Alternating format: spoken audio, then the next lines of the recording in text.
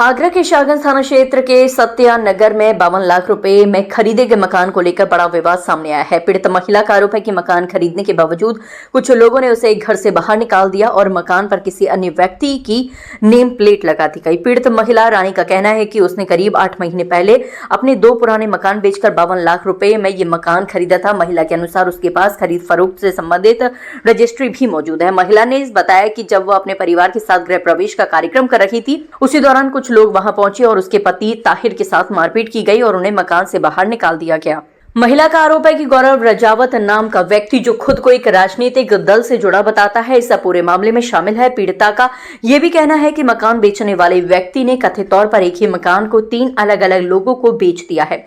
हालांकि अभी तक ना तो बेचने वाला व्यक्ति सामने आया है और न ही अन्य खरीदार। महिला ने इस मामले की शिकायत कमिश्नर से की है और न्याय के लिए इलाहाबाद हाई कोर्ट में याचिका भी दायर की है।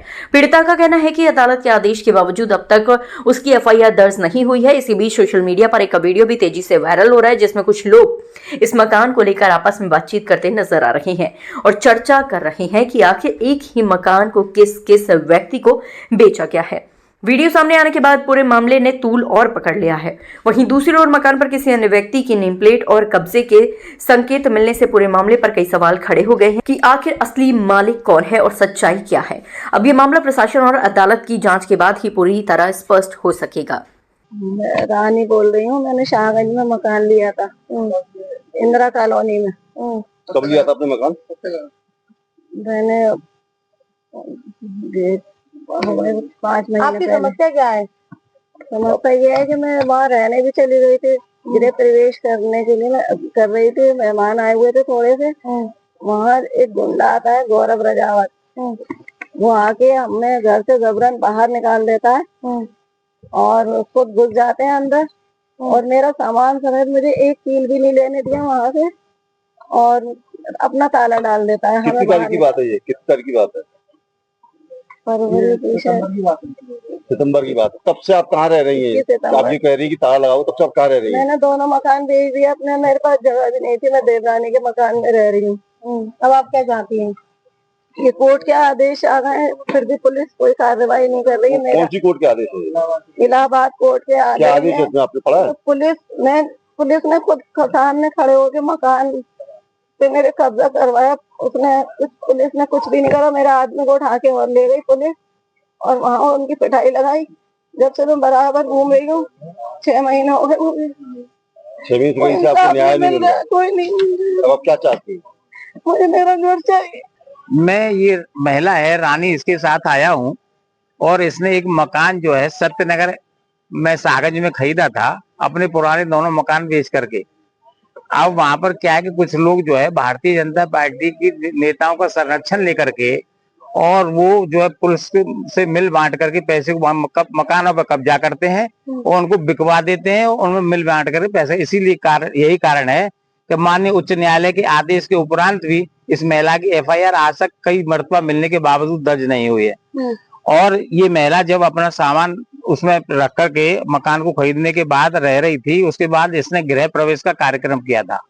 गृह प्रवेश का कार्यक्रम वाले ही दिन गौरव राजावत नाम का एक जो अपना जो भारतीय जनता पार्टी के जो है नेता होने का तमगा लगाए फिरता है, उसका तमाम जो है क्रिमिनल केस उसके खिलाफ दर्ज हैं और उसको समझाया भी गया, लेकिन वो अपनी किस मगरूरी में रहता है ये मैं नहीं जानता। किसको उसको तमाम नेताओं का संरक्षण प्राप्त बतलाता है अपने आप को।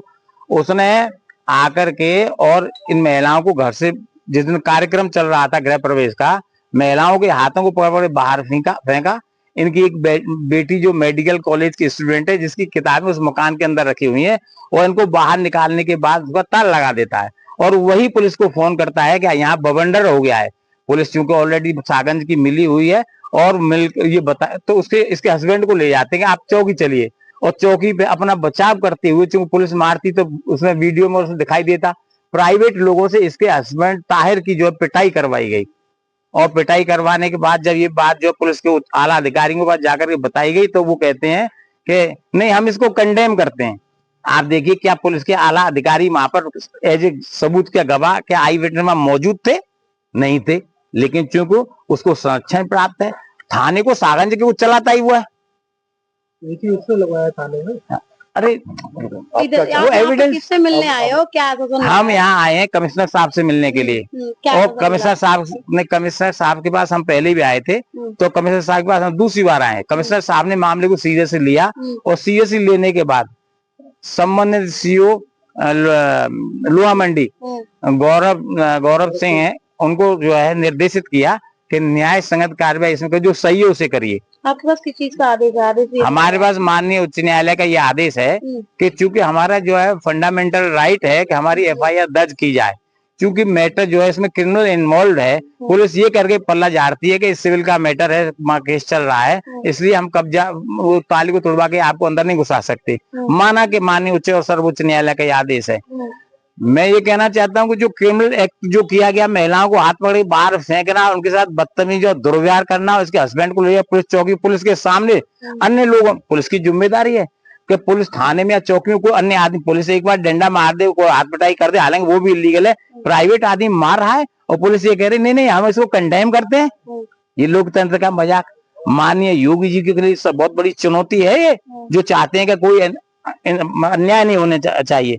माँ कोई सुनने वाला नहीं, ये बेचारी माँ जा नहीं सकती, गरीब आदमियों ये के क्या को समझ, चाहते हैं ये लोग? क्या ये चाहते हैं कि उसको ताले को तोड़वा के हम भी वो कर सकते हैं, लेकिन वो जब कार्रवाई होगी तो पुलिस उसके खिलाफ, मतलब इनके खिलाफ उसकी तरह रिपोर्ट लिखेगी। गरीब आदमी जाएगा कहाँ आखिर?